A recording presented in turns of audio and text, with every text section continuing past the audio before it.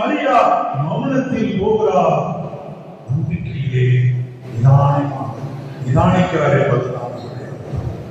ஆகவே இந்த ஒரு பாடலை சேர்ந்து நாம் கொடுத்து பாடி இறை செய்திக்குள்ளே நாம் செல்ல இருக்கிறோம். அருமையான பாடலை பாடி உங்கள் கூடாரத்தை அணுகாது மகளே என்கிற இந்த பாடலை எடுத்துக் கொள்வோம். எல்லாம் சேர்ந்து